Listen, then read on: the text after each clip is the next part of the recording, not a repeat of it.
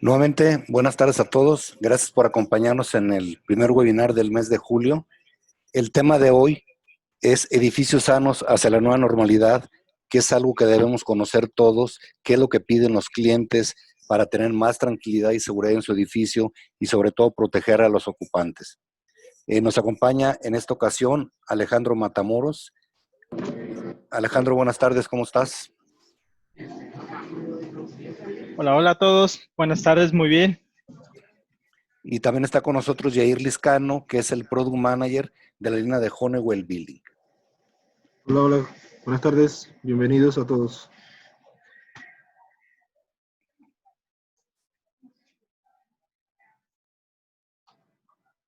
Listo, Alejandro, si nos puedes compartir tu pantalla, de favor. Gracias.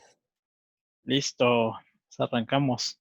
Empezamos. Muchas gracias por acompañarnos nuevamente, Alejandro. Moisés creo que se va a conectar más tarde, ¿cierto?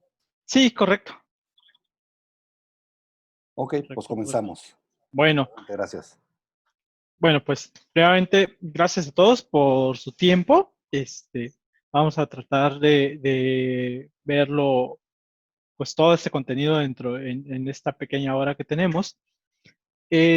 Como saben, pues la situación actual nos está llevando a todos hacia una transformación en los negocios de distintas formas, ¿no? Desde el punto de vista de como negocio, sentirnos más seguros, que nuestros clientes se sientan seguros de poder ir y estar con nosotros.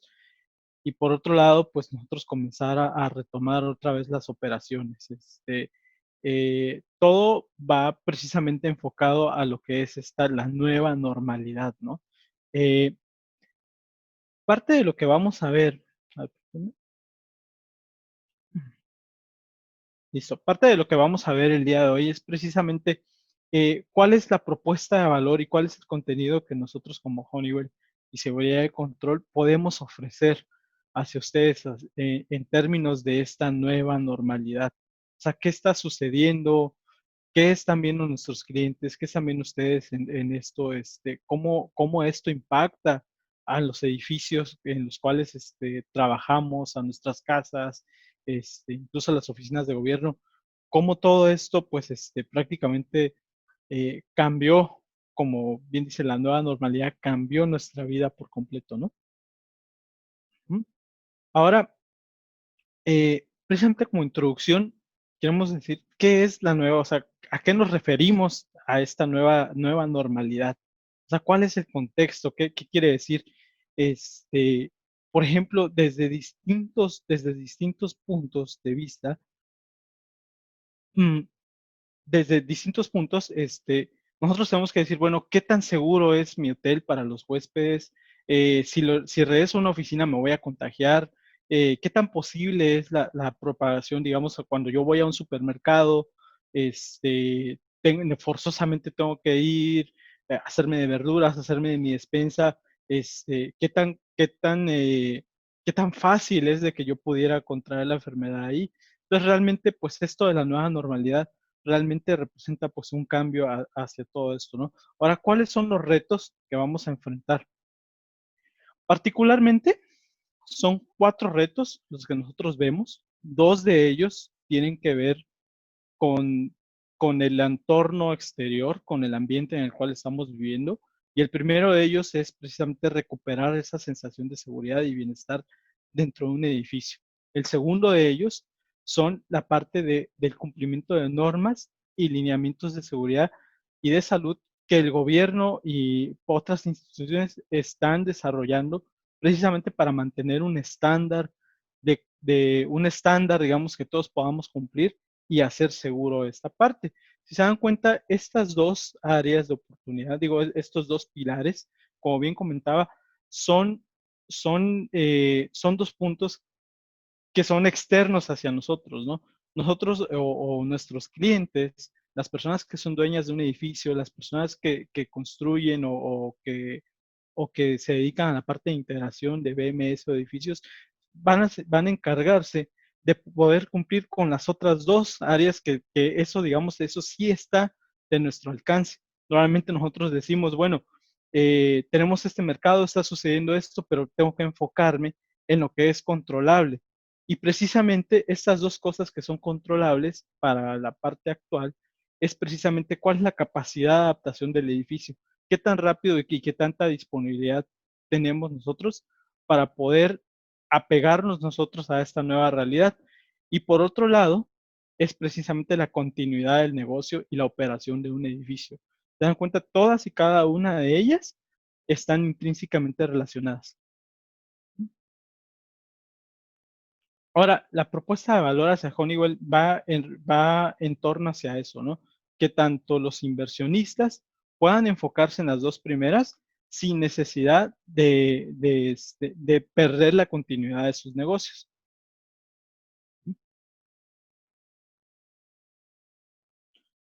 Ahora, rápidamente vamos a comenzar a ver. Honeywell realmente es una compañía que está dividida en muchos, digamos, en subcompañías, es un gran conglomerado y nuestra propuesta de valor va desde la parte de seguridad, equipo de seguridad, lo que son gogles, mascarillas, incluso hemos sacado algunos paquetes para viajeros, o sea, equipo de protección personal, hasta la parte de seguridad con cámaras infrarrojas, cámaras que puedan incluso detectar si alguien trae fiebre o no, o sea, de manera masiva. Y nosotros en esta plática nos vamos a centrar en uno de los pilares que es la parte de calidad de aire. Nuestras soluciones realmente son muy escalables y van desde la parte de componentes, y por componentes me refiero a sensores de presión, de humedad, filtros, luces UV, hasta la parte de servicios, digamos, en la nube. O sea, ya el hablar de edificios inteligentes propiamente. ¿Mm? A nivel producto, pues bueno, algunos de ustedes ya conocerán nuestros productos estrella. Normalmente es la parte de la plataforma de Niagara, algunas HMIs, productos concretamente como los sistemas webs, spiders, y precisamente la parte de componentes de campo, ¿no? El día de hoy nos vamos a enfocar en esto, en filtros y luces UV, precisamente soluciones o herramientas que nos van a ayudar a ir atacando precisamente ciertos aspectos de esta nueva normalidad. Ahora sí, entrando en materia, ¿qué es lo que está un poquito más entrando? ¿Qué está pasando? O sea, ¿qué causó, digamos, esta parte de la pandemia? Justamente es el tema, digamos, o el por qué estamos el día de hoy platicando de eso. Es precisamente por el tema de las enfermedades. Muchas de ellas, de hecho aquí muestro en esta tabla, una lista de todas esas infecciones, bacterias, hongos que se pueden propagar por medio del aire. No necesariamente, afortunadamente, digamos, este virus del COVID, no se transmite directamente del aire, sino realmente necesita un medio de transmisión, que en este caso es una partícula de saliva, necesita alguna partícula de la cual adherirse. Afortunadamente necesita eso. De lo contrario, pues esta pandemia sería incluso pues, bastante más grande y mortal, ¿no? Entonces, esto nos ayuda precisamente a poder mitigar esa parte de enfermedades que se propagan a través del aire con algunas herramientas, como lo vamos a ver acá, que es precisamente la parte de filtración, composición, composición del aire, la parte de ventilación, la temperatura adecuada que se necesita para poder controlar calidad de aire, humedad y presión. Básicamente esos son los 6 componentes principales que determinan todo este ecosistema de calidad de aire. Alejandro, Ujú. hoy te comento que ya está con nosotros también Moisés Quintanilla, ya se conectó. Ah, ok, perfecto. Igual Moisés, cuando gustes. Gracias. No. Sí, tú continúas si quieres. Moisés, buenas tardes, bienvenido. Gracias Buenas por tardes. acompañarnos. Gracias. Ujú. Bueno, ¿Quieres? sí, Continúa. te doy la palabra, Moisés, si quieres. ¿Seguro? Ok. Sí. Bueno, muchas gracias. Disculpen por la tardanza. Pero bueno, al final de cuentas, como bien decía mi compañero Alejandro, la primera etapa, y digo, como lo vieron en el slide, son 6 etapas, lo que es la calidad del aire interior. Dentro de estas 6 etapas, no vienen por orden, por así decirlo, pero nos enfocamos en varias, ¿no? Tenemos que si lo ideal es bien cubrir todas las 6 etapas, mientras podamos cubrir algunas, porque entendemos que los edificios actuales no tienen esta capacidad de implementar todo, y tampoco digamos, la inversión posible hoy en día no va a ser de esa manera tan fácil de implementar. Pues bueno, hablando justamente de la filtración, el primer pedazo que tenemos que conocer es cuál es el tamaño mínimo de las partículas que quiero filtrar, ¿no? Y se tiene para eso un registro actualizado de cuánto mide cada una de las partículas, básicamente para proyectarlo de manera más gráfica. Lo que están viendo en la imagen es justamente, por ejemplo, cuánto mide un cabello humano, cuánto mide el polen o polvo. Son tamaños mínimos, o sea, pueden medir más grande que eso, pero son un estándar de tamaños mínimos, ¿no? Entonces, lo primero que tenemos que encontrar en filtración es el tamaño de la partícula que yo quiero filtrar y cuál es ese tamaño mínimo. En cuanto a lo que es, obviamente, todos estos tamaños se miden en micrones. Solo para que sepan, un micrón equivale a 0.001 milímetros, o sea, son tamaños muy pequeños. Un cabello humano lo logro ver porque se mide 50 micrones, pero por ejemplo un ADN no lo va a lograr ver nunca, ¿sí? Simplemente con el ojo, ¿no? Necesito otros medios como son el microscopio para poder visualizar este tipo de partículas. En lo que es el esporasmo, gotas de saliva, bacteria, el mismo COVID y el ADN, se tienen ya los registros de cuál es el tamaño mínimo, ¿no? O el tamaño aproximado de cada una de estas partículas. Y bueno, al final de cuentas, lo que se tiene es este registro, y lo más importante, como bien decía Alejandro, por qué estamos atacando esto. Las gotas de saliva representan justamente ese medio de transmisión por el cual el COVID-19 y otros patógenos o efectos patógenos o algún otro virus, bacteria o espora logra contagiar y así reproducirse a través de los seres vivos, ¿no? En el caso del ser humano, pues es lo que ya conocemos, que es la pandemia o la epidemia, pero es de esa manera que ellos logran sobrevivir.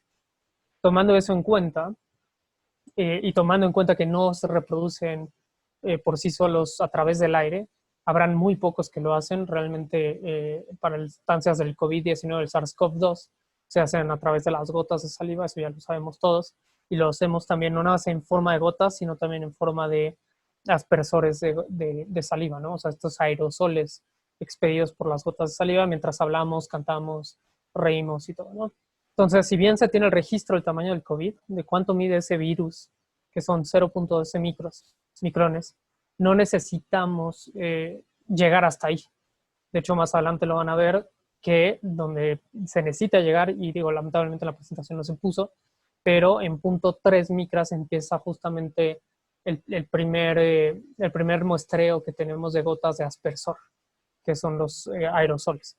Sabemos que un aerosol, por más pequeño que sea, llega a medir hasta 0.3 micrones en gota de saliva, y justamente ocupa esa pequeña gota, el COVID-19, para poder infectar a otra persona, ¿no? Es justamente a donde queríamos llegar.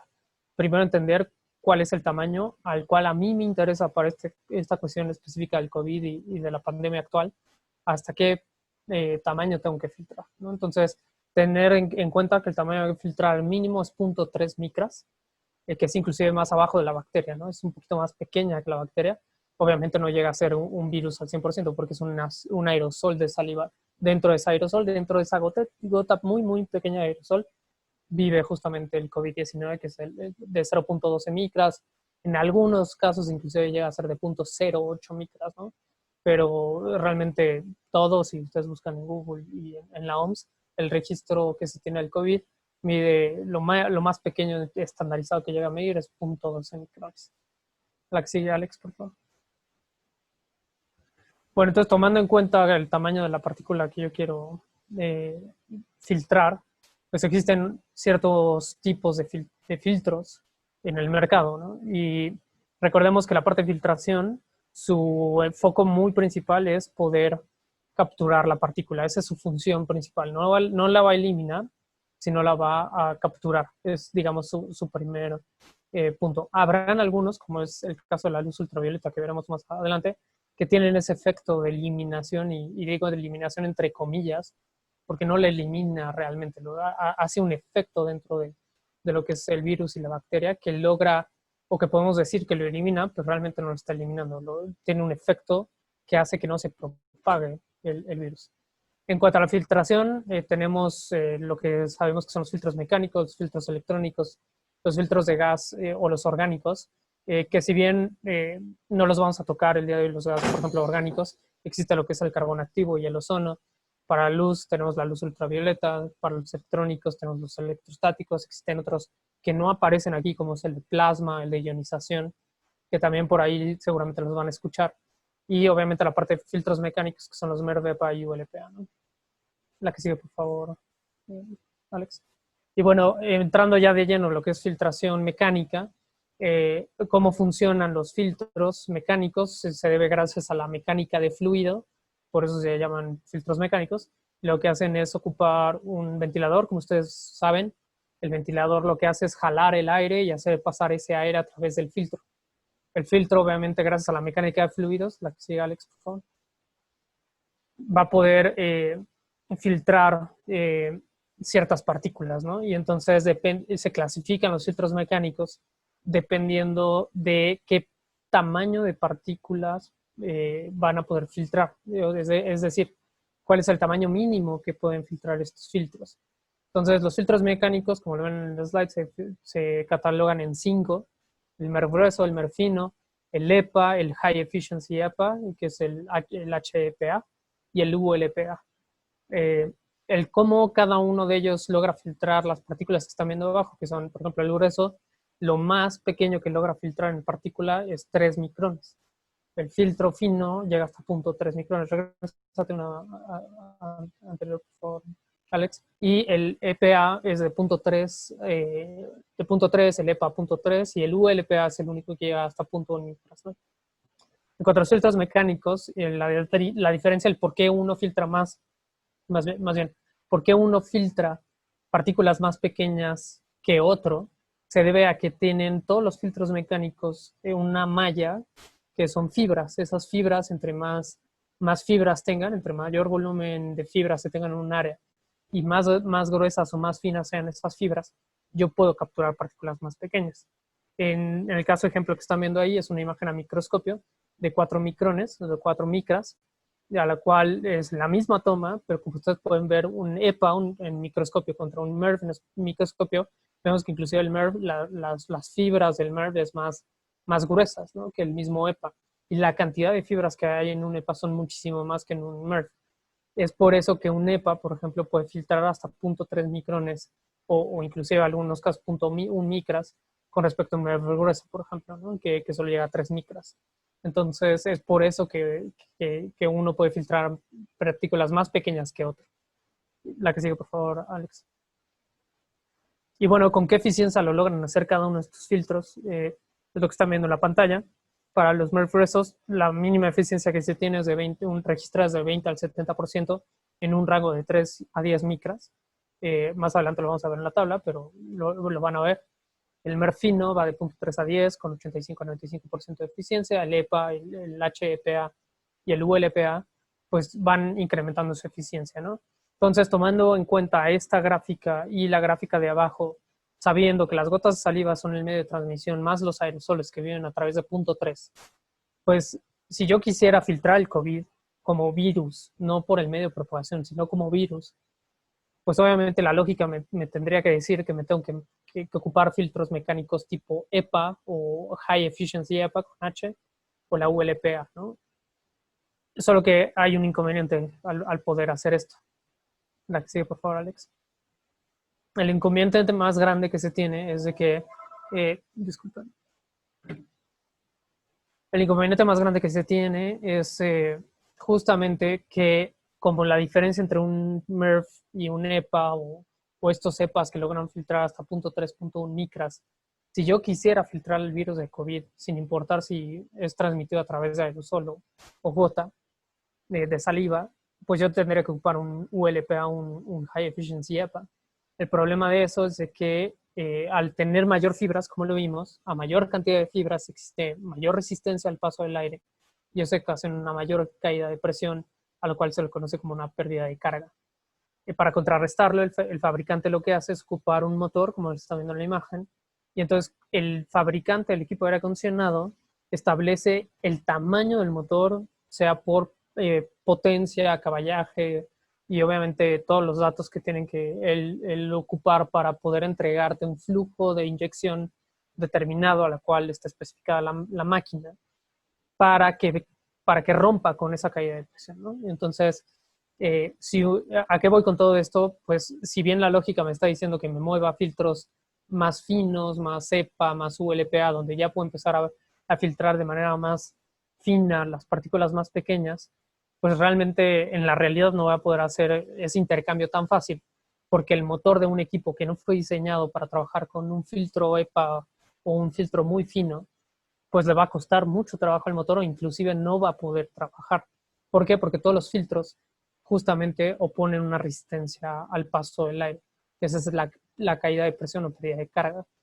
Y a lo que voy es que el equipo actual no fue diseñado para trabajar con ciertos tipos de filtros, excepto con los filtros a los cuales fue diseñado desde un inicio el equipo de aire acondicionado. Hoy por hoy tenemos edificios que fueron diseñados para trabajar con un filtro en específico, que cuando yo quiera mover ese filtro a hacerlo más fino, más preciso, no voy a poder hacerlo tan fácilmente, ¿no? La que sigue, por favor, Alex. El por qué decimos esto y el por qué viene a resultar todo esto. Existe un estándar, obviamente regido a nivel internacional por el ASHRAE y obviamente en Europa existe su equivalente que se llama el REBA o el ISO 16980. Pero bueno, en efectos prácticos de América, incluyendo obviamente México y Latinoamérica, los filtros que se catalogan los filtros mecánicos MERV, y MERV significa Minimum Efficiency Rating Value o Reporting Value, que lo que hacen es clasificar a todos esos filtros mecánicos tipo MERV del 1 al 16, siendo el 1 el número más pequeño o digamos el que menos eficiente es, y entre más grande sea el número MERV, más eficiencia tiene, pero no más eficiencia tiene, sino también, como ven en la tabla, se establecen lo que son eficiencias 1, eficiencia 2, eficiencia 3, que no es otra cosa que van segmentando a cada uno de esos MERVs, de la clasificación MERV, en qué tanto pueden filtrar esas partículas a partir de cierto tamaño, ¿no? Por ejemplo, el E1 se cataloga como 0.3 a 1 micra, el E2 de 1 micra a 3 micras y el E3 de 3 micras a 10 micras. Si yo veo la de E3, que es de 3 micras a 10 micras, y comparo contra la imagen gráfica de las partículas más conocidas, pues sabemos que de 3 a 10 micras simplemente va a vivir el cabello humano, voy a poder filtrar el polvo, polen y todo lo que hay ahí adentro, pero ya no voy a poder llegar, por ejemplo, a las esporas o moho. Ya no voy a poder filtrar a partir de eso. ¿Por qué? Porque el esporas y moho mide 2.5, mide menos que 3 micras. Entonces, se clasificaron y se dividen en dos grandes grupos, que son la mitad de la tabla, es decir, del 1 al 8 se clasifican como filtros gruesos, y de la otra mitad de la tabla, del 9 al 16, filtros finos. Se llaman gruesos porque obviamente pues, al tener menos hebras y que estén más abiertas esas fibras y que sean más gruesas, pues por eso se catalogan como filtros gruesos. No es que quiera decir que son más gruesos, digamos, en espesor, sino son más gruesos en filamento, en la fibra. Y los MERV finos tienen el mismo tamaño, o sea, de hecho, el tamaño de un grueso y un fino son exactamente iguales. Existe la misma tamaño comercial. Lo que pasa es de que se llama grueso fino dependiendo del tipo de fibra que contiene. Y al momento que yo necesito albergar más fibras en los MERV finos, pues esa fibra tiene que ser más fina, ¿no? Y al hacerla más fina, lo que voy a poder hacer es capturar partículas más pequeñas, como están viendo ahí. Si yo veo los MERV 9 al 16, veo que la eficiencia, empiezo a tener ya eficiencias a partir de E2, ¿no? Que es, puedo empezar a filtrar partículas de 1 micra a 3 micras. Y ya si me voy un poco más abajo, empezando por el MERV 13, ya empiezo ahora sí a tener lo que a mí me interesa, ¿no? Filtrar a partir de 0.3 a 1 micras y en adelante con cierta eficiencia. Obviamente el 13 es el menos eficiente de todos los filtros finos para 0.3 de eficiencia 1. Sí, y yo ya llegando al el filtro MERV 16, pues tengo mayor eficiencia, que es casi 95% de eficiencia, para filtrar partículas de 0.3 micrones.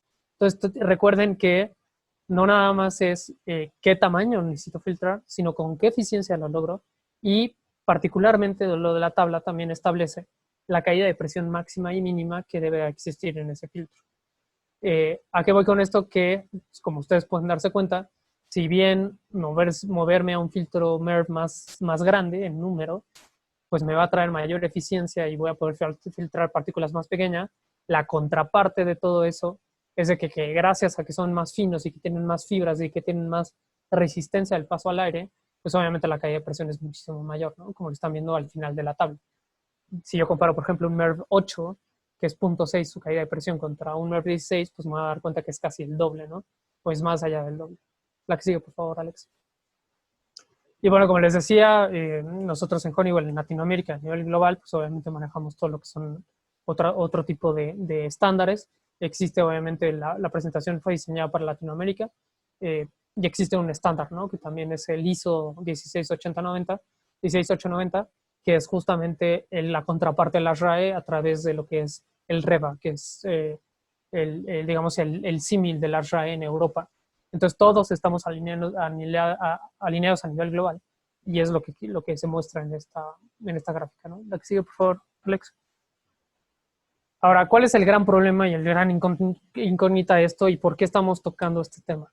Pues resulta ser de que la mayoría de los edificios, exceptuando obviamente los hospitales o aplicaciones hospitalarias, y ahorita vamos a ver por qué, pues la mayoría de los edificios comerciales, restaurantes, oficinas, lo que son centros comerciales, lo que son hoteles, pues obviamente no ocuparon filtros MERV finos. ¿Por qué no los ocuparon? Porque eran más caros, ¿no? Y porque también existía y sigue existiendo un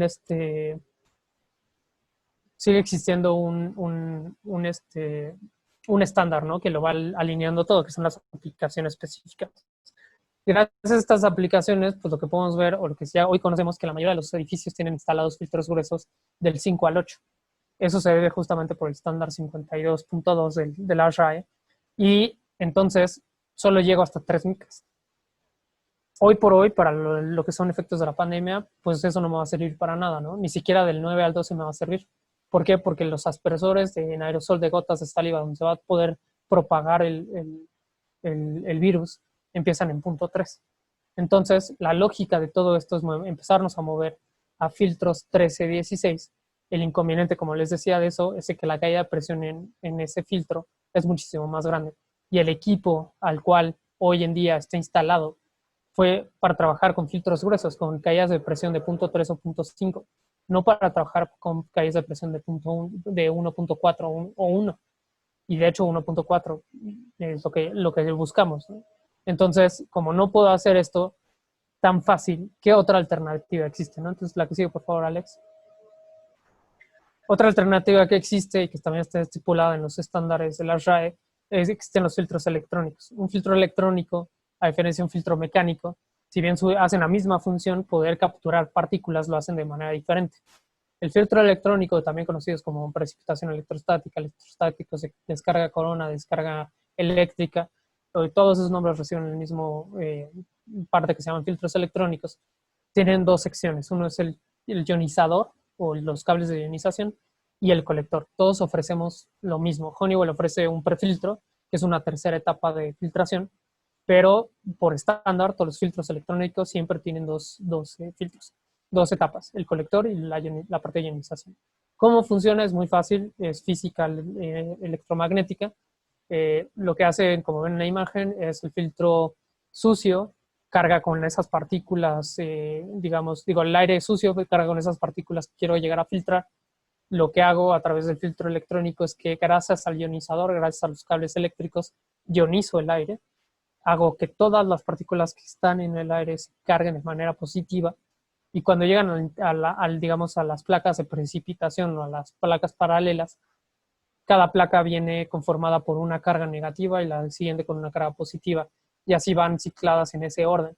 Cuando el aire pasa a través de las placas, pues una vez que ya se ionizó completamente el aire y pasa a través de las placas, sabemos que las partículas que están cargadas de manera positiva, con la placa positiva que pasa, pues se van a repeler, pero van a ser expulsadas hacia la placa negativa, que sabemos que positivo con negativo se va a atraer, y es ahí donde ocurre el efecto de filtración. esto ocurre en 0.02 segundos, es muy rápido. Pero la gran ventaja que tengo con esto es de que, si ustedes dan cuenta, hay un espacio entre las placas. A diferencia de un filtro MERV 1316 o un filtro mecánico tradicional, un filtro electrónico tiene un espacio entre las placas, lo que va a permitirme hacer esto como fabricante. Cualquier fabricante de filtros electrónicos es tener una menor caída de presión. ¿Cuánto es esa caída de presión? La más grande que tenemos todos los fabricantes es de 0.5 de caída de presión. Eso quiere decir que al menos estamos de mínimo 2 veces más pequeño que la caída de presión de un filtro MERV 1316. La que sigue, por favor, Alex. Entonces, ¿con qué eficiencia lo logran hacer los filtros electrónicos? Como ahí establece el estándar 52.1 de la RAE, lo podemos hacer hasta el 98%. De hecho, ese es el estándar para todos los filtros electrónicos. Y lo podemos filtrar desde partículas de 0.3 a 10 micras, igual que un filtro fino, pero con la gran ventaja de que la caída de presión no es de 1.4, sino la máxima que se llega a tener en todos los fabricantes es de 0.5. ¿Qué ventaja me da eso? Es de que yo fácilmente puedo colocar un filtro electrónico en un equipo que no fue diseñado para un filtro electrónico, pero gracias a que no tiene la caída de presión que un MERV 1316 de 1.4, pues no voy a tener ese problema de consumir más corriente en el motor, o tener que hacer un ajuste de bandas, o comprar un nuevo motor en el equipo del edificio instalado para poder colocar un filtro electrónico. Y tener obviamente un 98% de eficiencia, que pues ya está casi más cercano al 100% de lo que hace un filtro fino, ¿no? De hecho, el único que realmente tiene el 95% de eficiencia es un MERV 16, ¿no? Entonces, como lo ven en la tabla. La que sigue, por favor. Bueno, hablando justamente de esto, ¿por qué sacamos esto a la luz? Pues porque obviamente todos los estándares, incluyendo el gobierno de México, como la Secretaría de Salud a través del IMSS, el ASHRAE, el Eurovent, el CDC y la OSHA, y el mismo LIDA establecen justamente para la situación actual ante el COVID, necesitamos, o la recomendación justamente es empezarnos a mover a partir de MERV 1316, o ocupar filtros electrónicos, o ocupar filtros EPA portátiles, ¿no? ¿Por qué decimos EPA portátiles? Porque sí van a haber, y reconocemos, al igual que la SRAE, que no va a haber opciones, porque ya hay edificios instalados y no vas a tener espacio para colocar un filtro electrónico, no vas a poder cambiar tan fácilmente un filtro de MERV de un grado a otro, y entonces lo único que ya después te va a quedar realmente va a ser un filtro portátil, ¿no? Entonces esa es la última opción que te queda, ¿no? Ok, si ya no logras hacer a través de tu equipo sistema de aire acondicionado actual, pues también utiliza un equipo dedicado, y en este caso sí tiene que ser EPA, porque es el que mayor eficiencia tiene en partículas de 0.3, que es 99.99% de eficiencia. Sigue, por favor, Alex. Nosotros como Honeywell, respondiendo ante estos lineamientos, normas y todo lo que está saliendo, tanto la parte internacional como la parte del gobierno federal, y obviamente habrá que ver en cada una de las instancias, como es el gobierno de la Ciudad de México, como es el gobierno de Jalisco, el gobierno de Monterrey, de Nuevo León. Cada quien está sacando y tiene la libertad de sacar sus propios estándares. Lo que nos estamos dando cuenta es de que obviamente están todos asociados a normas internacionales. ¿Por qué? Porque sabemos que el gobierno no va a invertir para hacer estos estudios y sacar esas normas. Se están basando sobre estudios internacionales y fundamentos, digamos, científicos, y avalados por una institución internacional como es el ASHRAE, como es el CDC, como es la OSHA. Y entonces de ahí se están apalancando para poder sacar sus estándares, tanto estatales como federales. Parte de los filtros electrónicos que nosotros ofrecemos son los de ducto y los de plafón. Los de ducto, pues obviamente se pueden acomodar dependiendo de la cantidad de CFMs. Necesitamos conocer el área transversal del ducto al instalarlo, o el área transversal del equipo, ver si tiene espacio para instalar los filtros electrónicos de ducto o de equipo. Y pues nos hemos topado ya con el mercado después de 2 semanas, 3 semanas de impulsar los productos y hablar con varios especificadores de alto renombre en la parte de aire acondicionado alrededor de México, pues que no es tan fácil instalar un filtro electrónico de ducto, ¿no? Se escucha muy fácil, no es tan fácil, tienes que cortar un ducto, tienes que volver a sellarlo, tienes que adecuar el ducto al cual no fue diseñado para el mantenimiento a un filtro electrónico. Todos nuestros filtros electrónicos tienen la capacidad de lavarse, son lavables. Eso también ayuda a que no tengas que desecharlos. Y la gran ventaja de nuestros filtros es que son certificados MERV 14 y obviamente cumplen con el 98% de eficiencia. Otra gran ventaja de nuestros filtros es que su caída de presiones de 0.25 de columnas de agua, de pulgadas de columna de agua, lo cual pues obviamente son 5.6 veces menos que un MERV 13 de 16 tradicional. El filtro montado, digamos, de plafón es una gran solución porque al ser un equipo dedicado que tiene su propio ventilador y jala aire igual como si fuera un fan and coil de tipo cassette, pero en vez de ser un equipo de aire acondicionado es un equipo de filtración, jala el aire de la zona, lo hace pasar a través de las placas de precipitación, a través del ionizador y lo vuelve a inyectar a la zona. De esta manera, de 120 a 240 volts, lo que podemos hacer es justamente tener este tipo de soluciones que se hacen, por lo que estamos viendo, es una de las soluciones muchísimo mejor implementadas y más fácil, ¿no? Al tener un equipo dedicado. Lo que tenemos que conocer con este tipo de filtros montados en plafón o en cielo falso es conocer el área en metros cuadrados que se quiere filtrar y el uso de esa área, porque nosotros como Honeywell, igual que con seguridad de control, calculamos los cambios por hora a través del estándar de Indoor Air Quality 62.2 de la RAE para determinar cuántos de estos equipos vas a necesitar. Tiene una señalización de que están funcionando, que se necesita revisar o que se necesita lavar el filtro. Tiene un prefiltro y un filtro, el filtro electrónico, o sea, es de 3 etapas por sí solo. Se le puede adicionar inclusive un filtro de carbono activo opcional al mismo filtro para remover olores. Y tiene 3 velocidades y tiene un switch interlock porque en el momento que tú quieres lavar el filtro, pues cuando quitas la rejilla, desconecta todo el sistema eléctrico para que no tenga un problema la gente de mantenimiento al darle este tipo de mantenimientos. Muy importante, parte de los estándares de la RAE establece que los filtros de ahora en adelante no se pueden manipular a diestra y siniestra. El equipo de técnico de mantenimiento ya debe empezar a cubrir con guantes el equipo de protección personal adecuado, porque existe justamente ese alto riesgo de contaminación o propagación del virus a través de los filtros, ¿no? Entonces, tampoco ya desecharlos tradicionalmente en un bote de basura ya no es viable. Necesitas meterlos en una bolsa, etiquetar la bolsa que es un peligro, es un residuo peligroso y que debe ser tratado con cierta delicadeza, ¿no?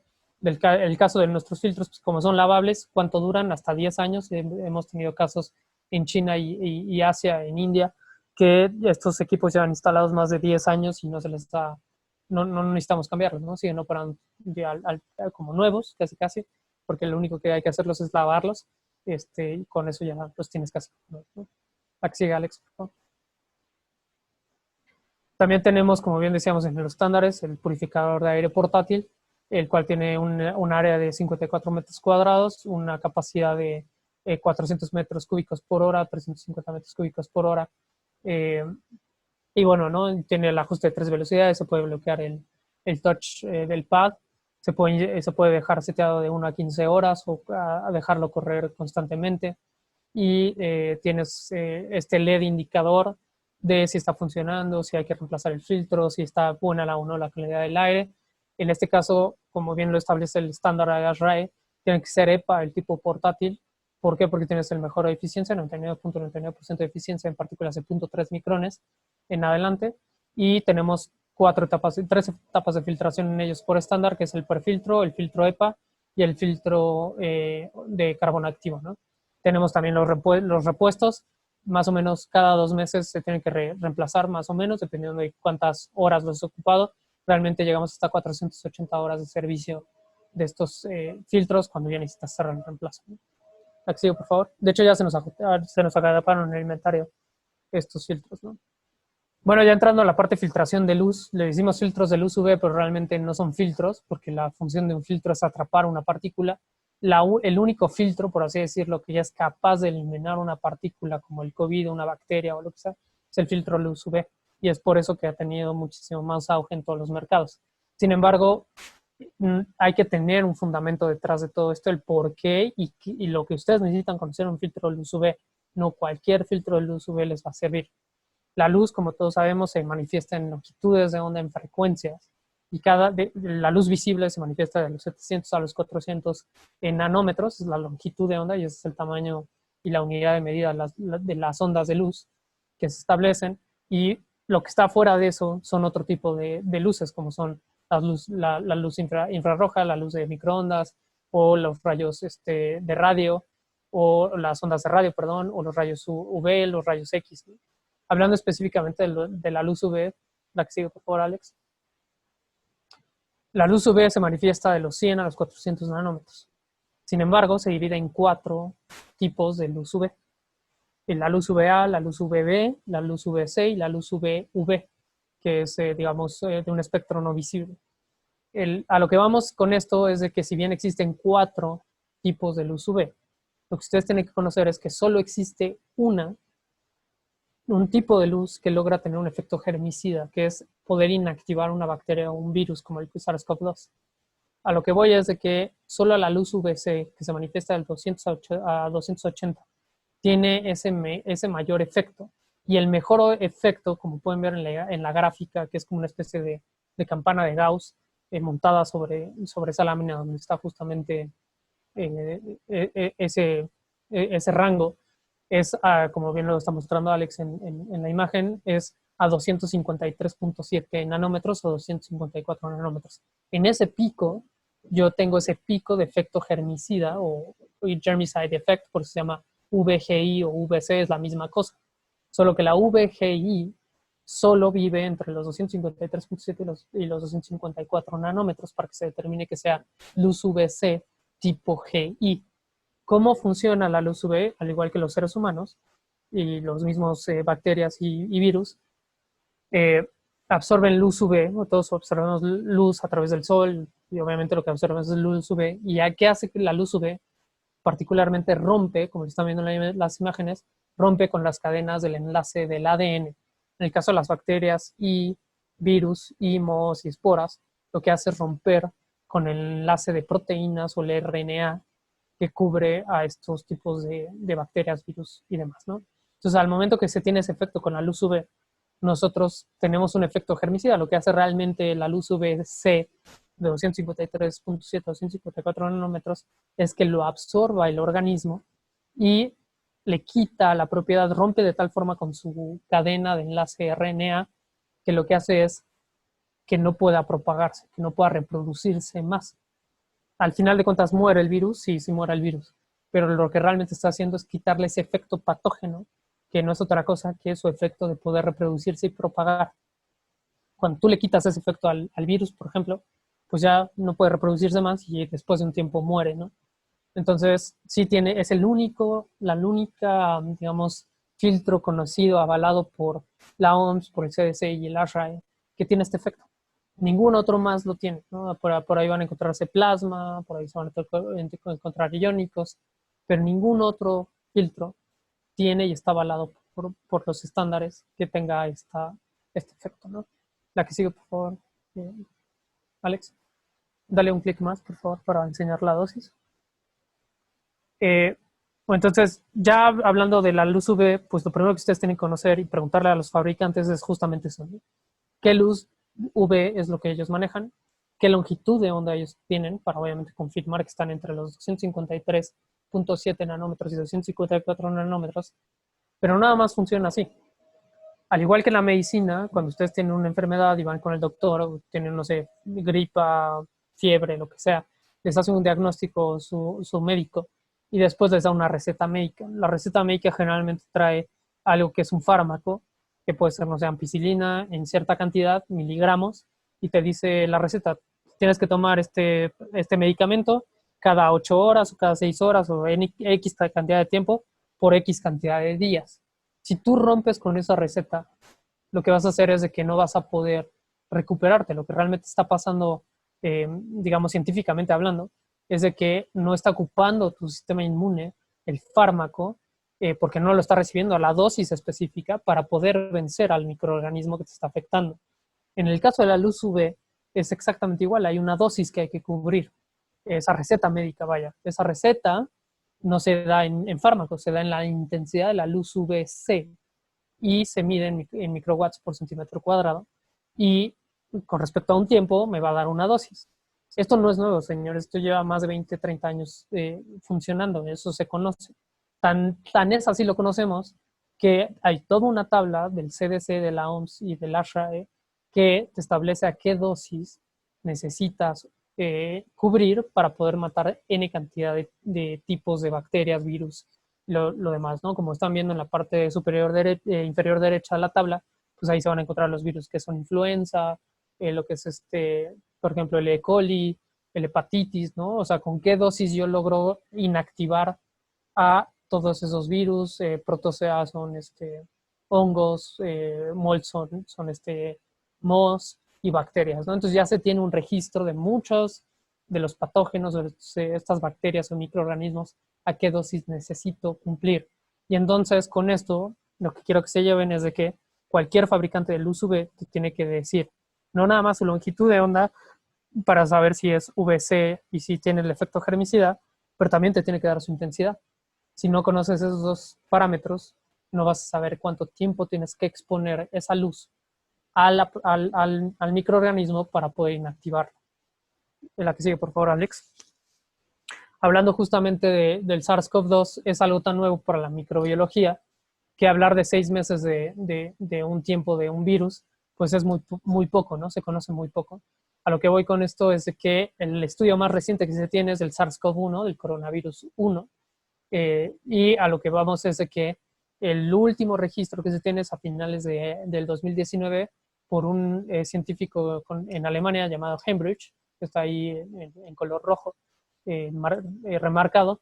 Este estudio es de la CDC, del Centro de Control de Enfermedades y Pandemias, que obviamente todos estamos basados ahí, incluso la OMS se basa a través de estos estudios, y el único registro que se tiene es el SARS-CoV-1, que es el más cercano al SARS-CoV-2. Hoy por hoy no existe a la fecha un registro oficial de cuál es la dosis recomendada para inactivar el SARS-CoV-2, el COVID-19.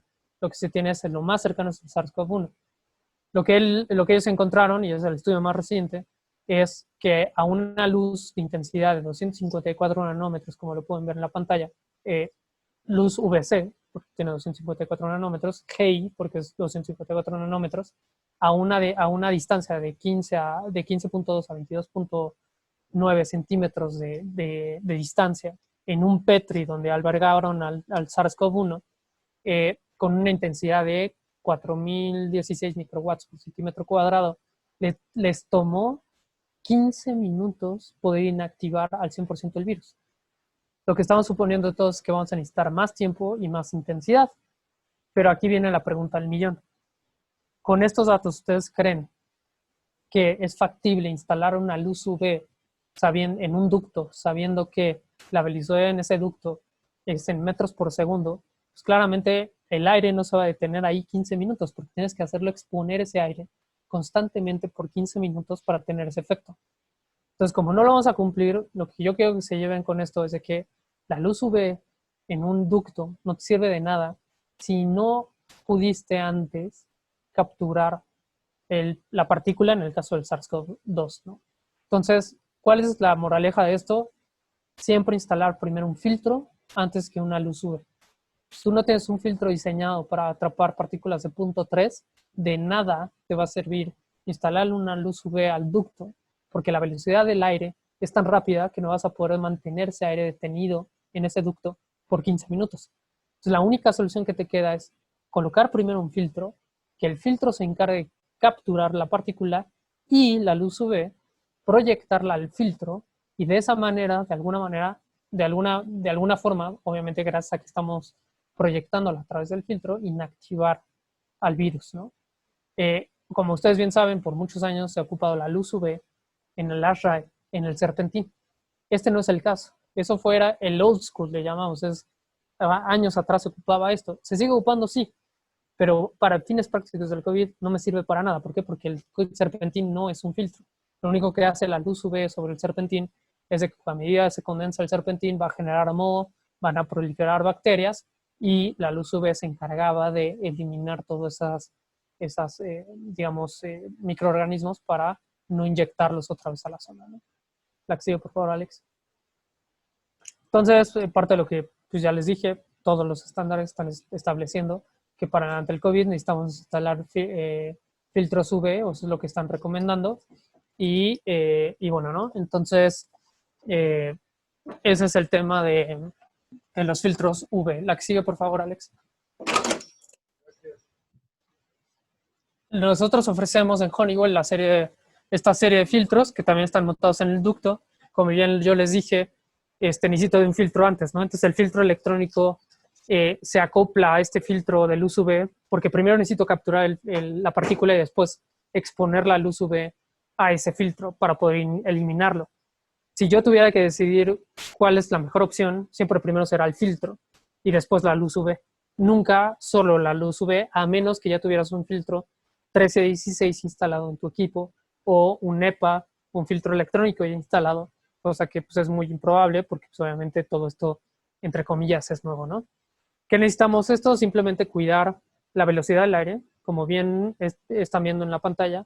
Necesitan también saber a qué longitud de onda se tiene esa luz, cuánta es la intensidad. La nuestra son 600 microwatts más de lo que se ocuparon para el SARS-CoV-1. Y con eso, digamos, todavía no sabemos cuál es la dosis para el SARS-CoV-2, pero creemos que anda por ahí. Y la cantidad de horas efectivas, ¿no? Nosotros somos 12,000 horas. Si tú dejas nuestra luz encendida 24/7, 365 días del año, te daríamos digamos, un tiempo de uso de vida útil de la luz de 1.36 años. O sea, es 1 año y medio casi, ¿no? Si dejaras esa luz encendida desde que la instalaste hasta ese momento, completamente encendida todo el tiempo, ¿no? La que sigue, por favor, Alex.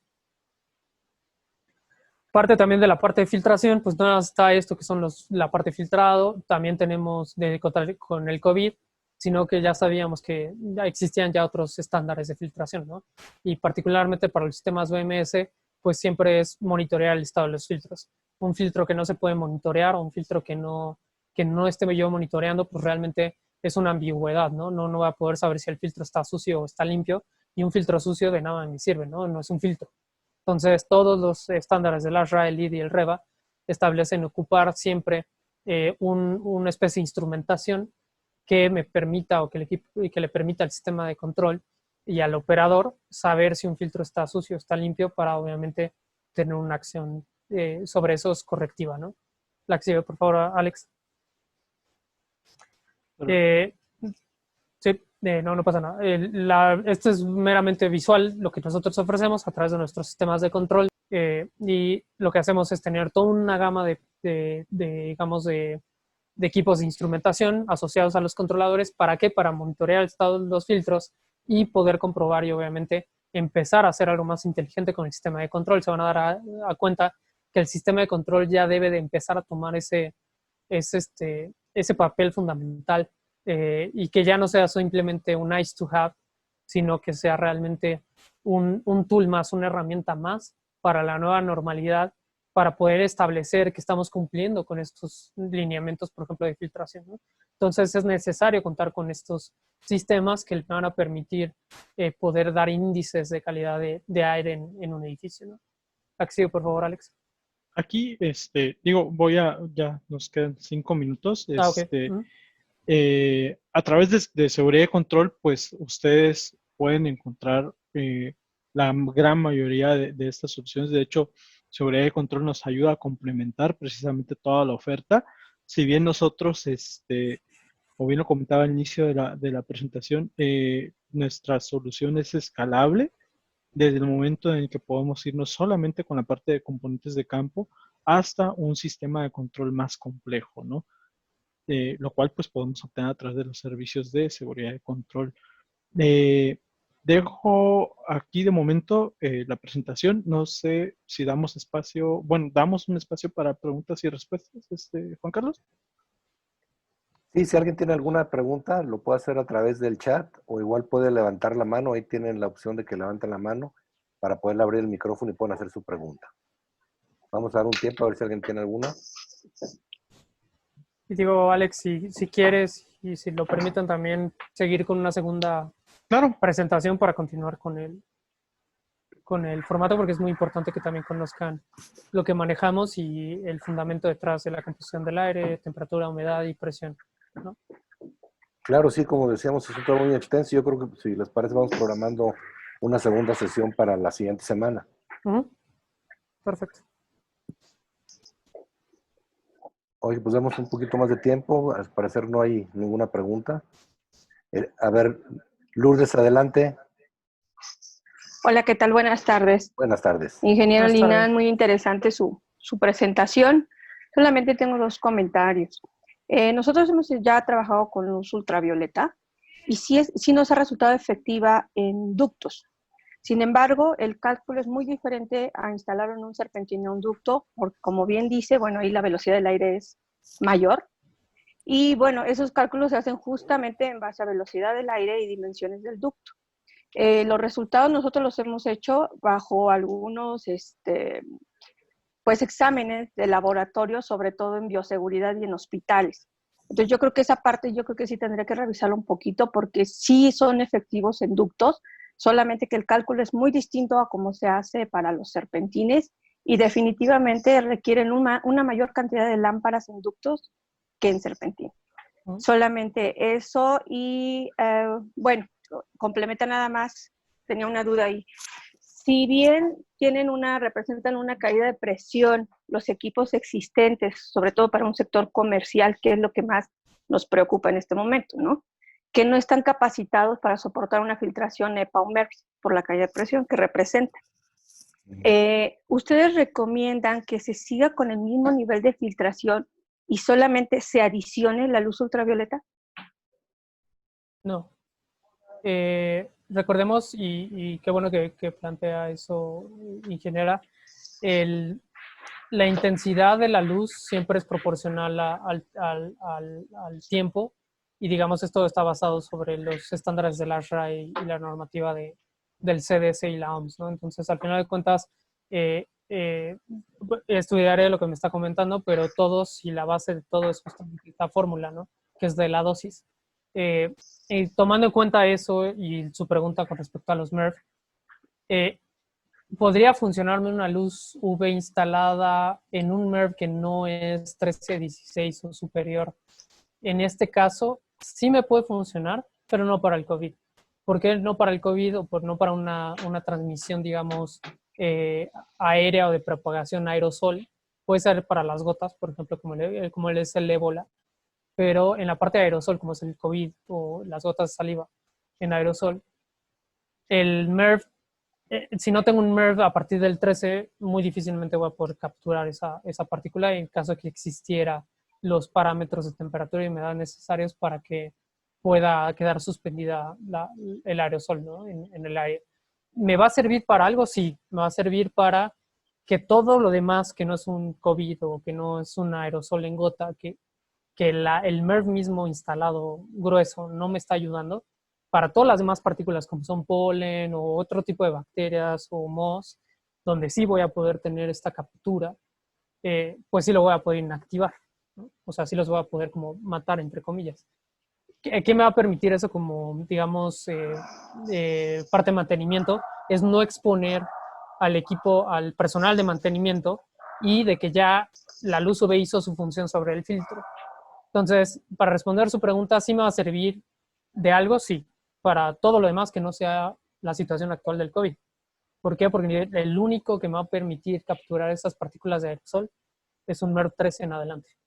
Si no tengo un MERV 13 en adelante instalado, pues realmente la partícula va a pasar sin ningún problema por el filtro 8 o por el filtro 6 y va a seguir su transcurso del viaje hasta volverse a inyectar a la zona en caso de que esté recirculando el aire, ¿no? Entonces, sí me va a servir de algo. Es recomendado, si el ASHRAE lo recomienda también. ¿Por qué? Porque de alguna u otra manera cualquier cosa que haya atrapado ese filtro, sea un 8, sea un 6, un 5, pues el filtro de luz UV o la luz UV lo va a inactivar. Entonces, pero específicamente para el caso real de la pandemia COVID, no me va a servir de nada si no he primero cambiado el filtro. Entonces, ahora, los filtros electrónicos te dan la gran ventaja de esa caída de presión mínima de tomar una decisión. O cambiar todo tu banco de filtros existente MERV 8 por filtros electrónicos, o adicionar un filtro electrónico al retorno o a la inyección para ahí capturar la partícula y ahora sí instalar al lado de ese un filtro de luz UV. Ok, muchas gracias, Moisés. Muchas Por ahí hay gracias. otra pregunta, ¿sí? ¿No? De nada. Dice Sotero Gutiérrez, por ahí tengo el chat. Dice, ¿cuál es la caída de presión máxima permitida en un sistema de filtración de aire? Pues mira, va variando, ¿no? Por ejemplo, un EPA creo que llegan hasta caídas de presión de 3, 4, ¿no? Más que permitida, todo, como bien decía aquí también la ingeniera, eh, y lo que estábamos platicando en la presentación, todo depende de qué equipo tienes instalado. Si el equipo no fue diseñado para un tipo de filtro, pues obviamente tu caída de presión es muchísimo mayor o menor, ¿no? Entonces, para responder la pregunta, ¿cuál es la caída de presión permitida en un sistema de filtración de aire máxima? Todo depende del equipo de aire acondicionado. Si tú tienes un equipo de aire acondicionado que fue diseñado, por ejemplo, a un 13 y tú le instalas un MERV 16, pues vemos que la caída de presión de un MERV 13 pues es la misma que en 16, es 1.6 columnas de pulgada de agua. Entonces tú podrías cambiar entre el 13, 14, 15, 16 y jugar con ellos, sí, puedes jugar con ellos. ¿Por qué? Porque te lo va a permitir tu equipo de aire acondicionado que fue diseñado en ese momento para trabajar con un filtro fino de MERV 13 a 16.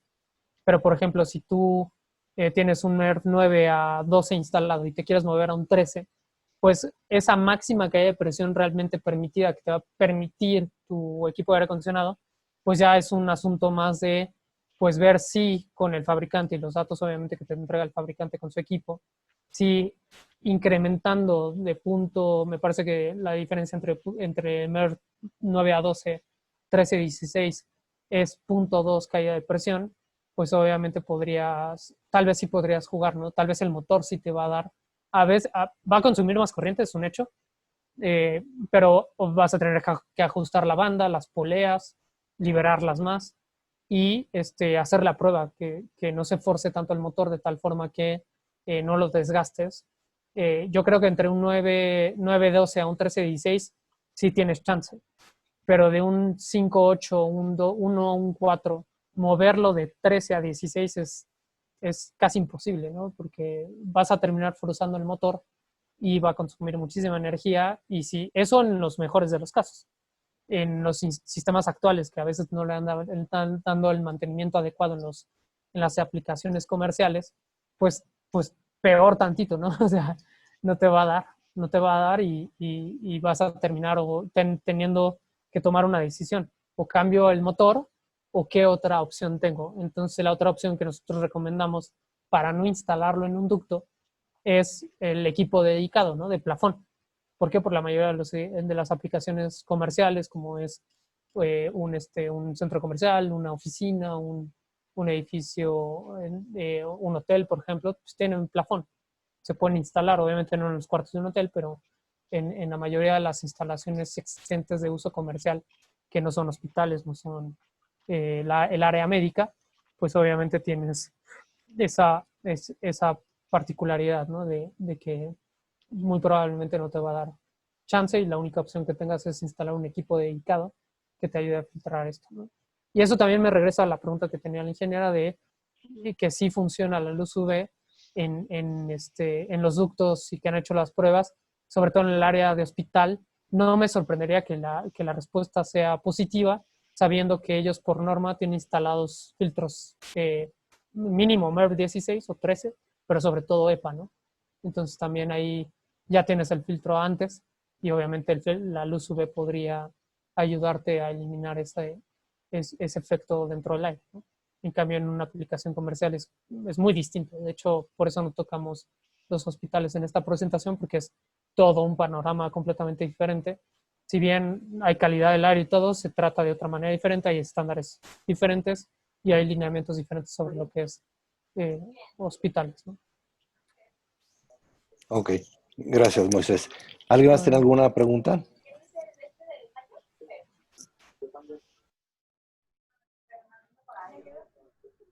Creo que ya no hay ninguna pregunta. Moisés, nuevamente, gracias por todo. Alejandro, gracias por acompañarnos en la presentación y quedamos pendientes de una segunda parte de este curso porque creo que hay muchos temas todavía Claro. que tenemos que ver. Si no hay más... Sí. Sí, adelante. Los temas más adelante son más reducidos, entonces fácil con otra sección acabamos con la presentación, ¿no? Porque falta todavía composición, temperatura, humedad y presión y lo que es el sistema BMS tal cual que me va a permitir justamente, yo quiero que se vayan todos solo para cerrar, el reto más importante que hoy todos nos estamos enfrentando en la parte de edificios es recuperar esa sensación y tranquilidad del usuario. Si no logramos hacer eso, aunque yo tenga un semáforo verde en México, la gente no va a entrar a los edificios. Y ese es el gran problema que estamos viendo en otros lugares como Europa o Asia. Entonces, ese es justamente el reto más grande, ¿no? Pero hay maneras de poder... exacto, contrarrestar eso. Muchas gracias. Gracias a ustedes y que tengan buena tarde. Nos vemos la próxima. Hasta luego. Gracias. Gracias a Buenas tardes, hasta todos. luego.